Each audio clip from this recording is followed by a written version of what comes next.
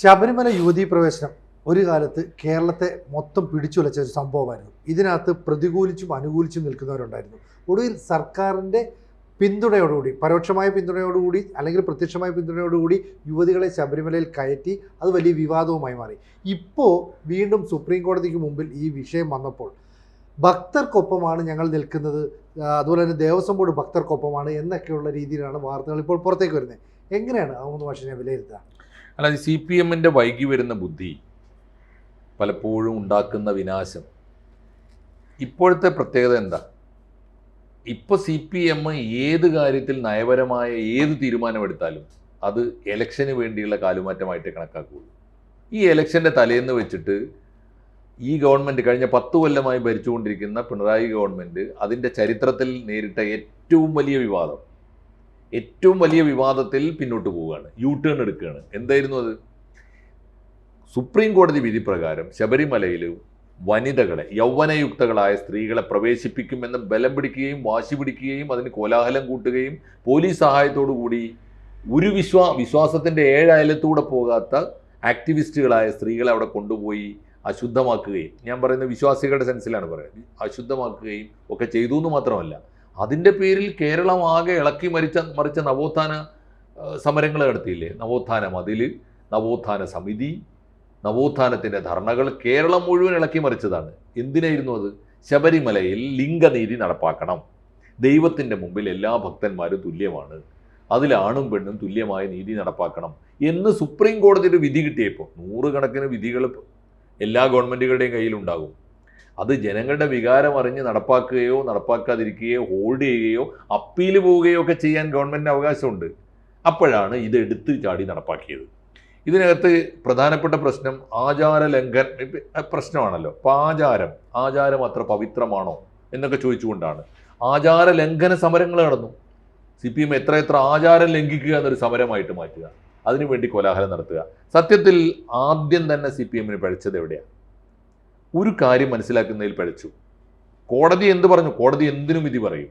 ലിംഗനീതിക്ക് വേണ്ടി ഇപ്പോൾ ആറ്റുകാൽ പൊങ്കാല നടക്കല്ലേ? ഇപ്പോൾ ആറ്റുകാൽ പൊങ്കാലയ്ക്ക് വേണ്ടിയിട്ട് നിങ്ങൾ ആരെങ്കിലും ഒരാൾ, ഇപ്പോൾ ഞാൻ പറയുന്ന ഹിന്ദു കമ്മ്യൂണിറ്റിയിൽപ്പെട്ട ഏതെങ്കിലും ഒരു ചെറുപ്പക്കാരൻ, ഒരു പുരുഷൻ ചെന്നിട്ട് കോടതിയിൽ പോയി ആറ്റുകാല അമ്മയ്ക്ക് പൊങ്കാല ഇടണമെന്ന് എനിക്കും മോഹമുണ്ട്, വിശ്വാസത്തിന് മുമ്പിൽ എല്ലാവരും സമന്മാരല്ലേ, ലിംഗനീതിയില്ലേ എന്ന് ചോദിച്ച് കോടതിയിൽ പോയി നിങ്ങൾക്ക് വിധി കിട്ടും. കാരണം നിയമപ്രകാരം, ഇന്ത്യയുടെ ഭരണഘടന പ്രകാരം നിങ്ങൾക്ക് വിധി തരാൻ പറ്റും. പക്ഷെ സുപ്രീം കോടതി വിധി മുഴുവൻ നടപ്പാക്കിയില്ലെങ്കിൽ എന്ത് അപകടമുണ്ട് ഈ രാജ്യത്ത്? 2, നടപ്പാക്കിയാൽ അത് വിശ്വാസത്തെ, ഭക്തന്മാരുടെ മനസ്സിനെ, ഒരു ക്ഷേത്രത്തിൻ്റെ ആചാരങ്ങളെ എങ്ങനെ ബാധിക്കുന്നത് ആലോചിച്ചില്ല. കാരണം എന്താ? ശബരിമലയിൽ യൗവനയുക്തകളായ സ്ത്രീകൾ എന്നെ കാണാൻ വരരുത് എന്ന് കൽപ്പിച്ചത് ആരാ? ദേവസ്വം ബോർഡല്ല, ഇവിടുത്തെ ജാതി മേധാവികളല്ല. അയ്യപ്പൻ എന്ന ദൈവവുമായി ബന്ധപ്പെട്ട വിശ്വാസമാണ്. അത് മാനിക്കാൻ ഇവർക്ക് സാധിച്ചില്ല. ഇപ്പം എന്താ സ്ഥിതി? ഇപ്പം എല്ലാം കഴിഞ്ഞപ്പോൾ അതിന് വലിയ വില കൊടുക്കേണ്ടി വന്നു എന്ന് മനസ്സിലാക്കിയപ്പോൾ, മാത്രമല്ല വലിയ കാര്യമുണ്ടായി, അത് മുതലെടുത്തുകൊണ്ട് BJPക്ക് വലിയ തോതിൽ എൻഗേജ് ചെയ്യാൻ പറ്റി. BJP അത് വലിയ വളർച്ചയുണ്ടാക്കി. പക്ഷേ നേട്ടം കൊയ്തത് ആ അർത്ഥത്തിൽ വോട്ടിൻ്റെ കണക്ക് നോക്കുമ്പോൾ UDF ആണ്. എന്തായാലും CPM ഇടതുപക്ഷത്തിനും ഗുണം ചെയ്തില്ല. ഇപ്പോൾ ഇതാ ഇലക്ഷൻ്റെ തലേന്നാൾ വെച്ച് തീരുമാനിച്ചിരിക്കുന്നു, ഞങ്ങൾക്ക് വിശ്വാസികളുടെ മനസ്സാണ് പ്രധാനം. എന്തേയാവോ ആദ്യം അന്ന് വിശ്വാസിയെ ഇവർക്ക് മനസ്സിലായില്ലേ? ഇപ്പോൾ വിശ്വാസിയുടെ വികാരം മനസ്സിലാക്കിയിട്ട് ഞങ്ങളിതാ അപ്പീൽ കൊടുക്കാൻ പോകുന്നു. ജയകുമാറാണ് പ്രഖ്യാപിച്ചത്. അതിനൊരു സൗകര്യമുണ്ട്.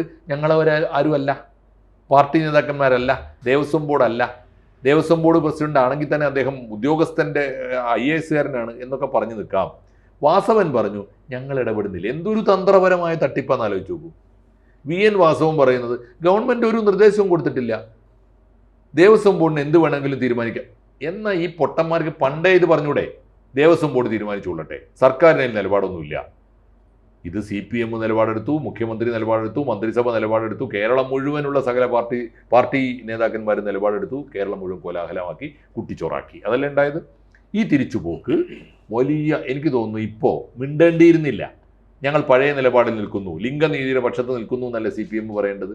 ഞങ്ങൾക്ക് ആചാരമാണ് പ്രധാനമെന്നൊരു കമ്മ്യൂണിസ്റ്റ് പാർട്ടി പറഞ്ഞാലുള്ള അവസ്ഥ എന്താ? അതിൻ്റെ പേരിൽ വികാരം കൊണ്ട ബിന്ദു അമ്മിണി തൊട്ട് എത്ര ആക്ടിവിസ്റ്റുകളുണ്ട്, അതിൻ്റെ പേരിൽ അനുഭവിച്ചവരുണ്ട്. അവരെയൊക്കെ തോളിലേറ്റി നടന്ന എത്ര കമ്മ്യൂണിസ്റ്റ് പാർട്ടി സഖാക്കളുണ്ട്. അപ്പോൾ ഇത് CPM എനിക്ക് തോന്നുന്നു തെരഞ്ഞെടുപ്പ് കാലത്തെ കുബുദ്ധിയാണ്, വൈകി വന്ന വിവേകമാണ്, ഇത് ഗുണത്തെക്കാളേറെ ദോഷമാണ് ഉണ്ടാക്കുക. ഈ സമയത്ത് ഏറ്റവും ചുരുങ്ങിയത് ഇത്രയും കാലം തീരുമാനിച്ചില്ലല്ലോ. ഇത്രയും കാലം തീരുമാനിക്കാത്തൊരു കാര്യം ഈ ഇലക്ഷൻ്റെ തലേന്ന് എന്തിനാണ് തീരുമാനിക്കുന്നത്? ഇപ്പോൾ പറയേണ്ട എന്താ? വേണമെങ്കിൽ ഇലക്ഷൻ കാലത്ത് പറയാം, ഞങ്ങളെടുത്ത നിലപാടിൽ ഉറച്ചു നിൽക്കുന്നു, ഞങ്ങൾ കൊടുത്ത അഫിഡവിറ്റ് അതുപോലെ നിലനിൽക്കുന്നു. ഇനി ജനങ്ങൾ പറയട്ടെ, ഞങ്ങൾ ചെയ്ത് തെറ്റാണെങ്കിൽ ജനങ്ങളുടെ അടുത്ത ഗവൺമെൻറ് വരുമ്പോൾ തീരുമാനമെടുക്കും എന്ന് പറഞ്ഞാൽ മതിയായിരുന്നു. ഇത് വലിയ അപകടമായി എന്നാണ് എൻ്റെ ഒരു പ്രാഥമികമായ നിരീക്ഷണം. അത് ഇതുകൊണ്ട് മാത്രം ഒരു പക്ഷേ ശബരിമല എന്ന ഒരൊറ്റ ഇഷ്യൂവിൻ്റെ പുറത്ത് ഈ പിന്നോട്ടടി ഉണ്ടല്ലോ, ഈ ഏറ്റുപറച്ചിലുണ്ടല്ലോ, ഈ കുമ്പസാരം ഉണ്ടല്ലോ, അതിൻ്റെ പേരിൽ മാത്രം ഇടതുപക്ഷ ഗവൺമെൻറ്റിന് വലിയ തിരിച്ചടി ഉണ്ടാവാനുള്ള സാധ്യതയുണ്ട്. അത് ഏറ്റവും നല്ലൊരു തീരുമാനമാണ് ഇപ്പം ഇടതുപക്ഷ ഗവൺമെൻറ് എടുത്തിരിക്കുന്നത്. കാരണം ഇത് തീരുമാനം പറയേണ്ടത് ചോദ്യം ആവശ്യപ്പെടുന്ന സമയത്തല്ലോ തീരുമാനം പറയേണ്ടത്. ഇപ്പോൾ കോടതിക്കകത്ത് ഗവൺമെൻറ് തീരുമാനം എന്താണെന്ന് ചോദിക്കുമ്പോഴും ദേവസ്വം ബോർഡിൻ്റെ തീരുമാനം എന്താണെന്ന് ചോദിക്കുമ്പോഴുമാണ് ആ തീരുമാനം പറയേണ്ടത്. നേരത്തെ ഈ പറയുന്ന നമ്മുടെ സുപ്രീം കോടതി ഇത്തരത്തിലൊരു തീരുമാനം എടുക്കുന്നു, അതായത് ലിംഗവിവേചനം പാടില്ല എന്നുള്ളത്. അത് ഗവൺമെൻറ്റിൻ്റെ ഭാഗമായിട്ട് ഗവൺമെൻറ് കോടതി തീരുമാനത്തിന് ഒപ്പമാണെന്നേ പറയാൻ പറ്റത്തുള്ളൂ.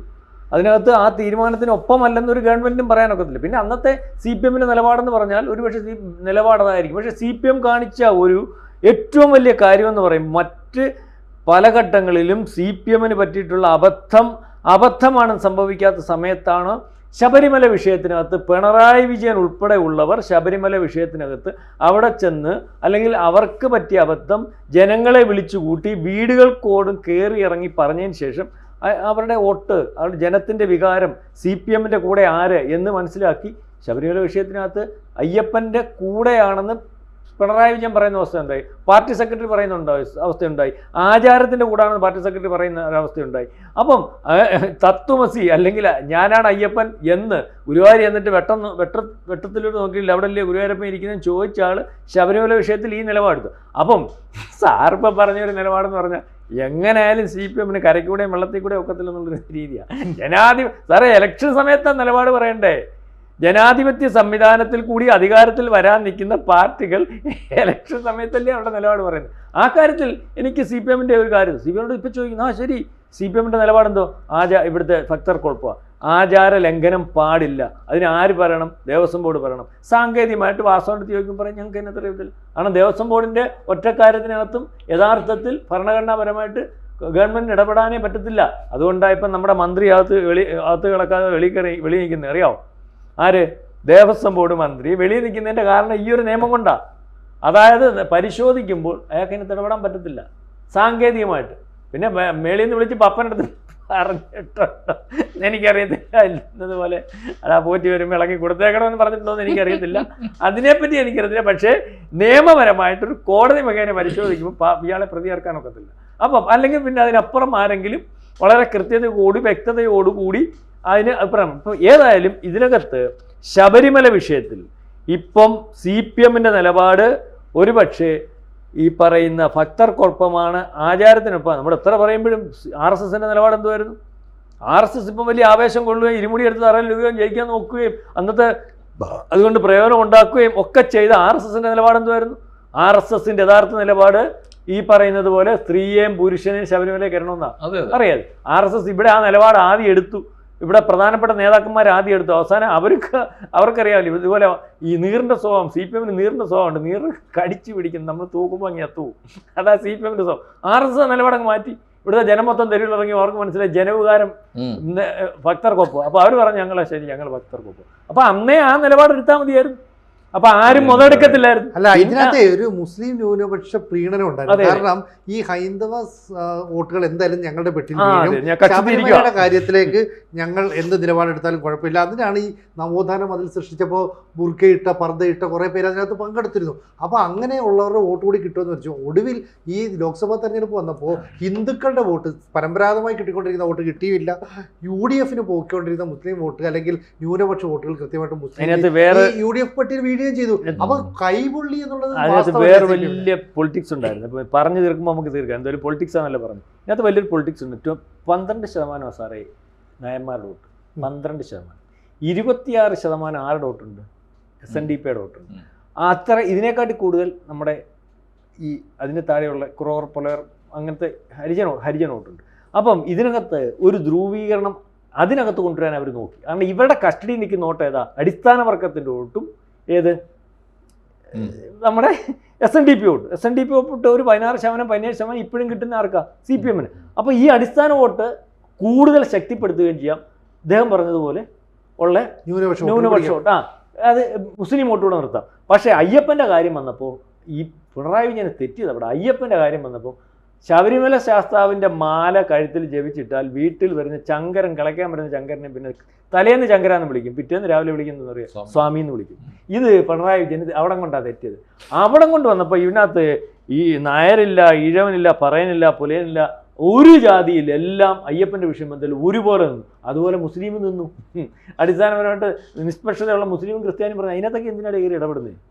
അത് അവരുടെ കാര്യമല്ലേ? ആ രീതി വന്നപ്പോഴാണ് ഇത് വലിയൊരു ധ്രുവീകരണം ഉണ്ടാക്കി. അതായത് ഭയങ്കര ഒരു പൊളിറ്റിക്സിലേക്ക് അവർ നോക്കിയത്. കാരണം അന്ന് SNDP നേതാവിനെയൊക്കെ വെച്ചിട്ട് മനസ്സിലായില്ലേ, വേറെ ധ്രുവീകരണം അവിടെ തെറ്റി. അല്ല, മുസ്ലിങ്ങളെ അങ്ങനെ അതില് നിങ്ങൾ കുറ്റം അല്ല, മുസ്ലിങ്ങളെ കുറ്റമല്ല പറഞ്ഞ ഒരു കാര്യത്തിൽ ഉണ്ടായില്ല. എന്താണെന്നറിയോ, മുസ്ലിങ്ങൾ കൂടായിരുന്നു. ഹിന്ദു മതം ലിംഗ സമത്വത്തിനെതിരാണ് എന്ന് വരുത്തിയിട്ട് ഒരു ഹിന്ദുമത വിമർശനം നടത്താൻ ഗവൺമെന്റിനെ ഉപയോഗിച്ചിട്ട് ഈ പർദ്ദയിട്ട സ്ത്രീകളൊക്കെ ഇറക്കിയിട്ട് മുസ്ലിം ഫണ്ടമെന്റൽസും വന്ന് മുതലെടുക്കാൻ പക്ഷേ അല്ല, മുസ്ലിം ഫണ്ടമെന്റൽസ് അല്ലാത്തുള്ള മുസ്ലിങ്ങൾ ചോദിച്ചെന്ന് പറഞ്ഞാൽ നിഷ്പക്ഷമായിട്ട് എപ്പോഴുള്ള മുസ്ലിങ്ങൾ ചോദിച്ച് അതിനകത്തൊക്കെ എന്തിനാ ഇടപെടുന്നത്? തീർച്ചയായിട്ടും. പക്ഷേ ഇതിലൊരു പ്രധാനപ്പെട്ട പാഠമുണ്ട്. CPM സാറ് പറഞ്ഞത് ശരിയാണ്. CPM വൈകിയാണെങ്കിലും തീരുമാനം തിരുത്തി നല്ലത്. പക്ഷേ സമയം പൊളിറ്റിക്സിൽ വളരെ വളരെ പ്രധാനമാണ്. ഞാൻ കേരളത്തിലെ ബി ജെ പിയുടെ പല തീരുമാനങ്ങളും സമയത്തിനെടുക്കാൻ സാധിക്കാത്ത വിധം ദുർബലമായ ലീഡർഷിപ്പാണ് BJP ഉള്ളത് എന്ന് കൃത്യമായി പറയുന്ന ഒരാളാണ്.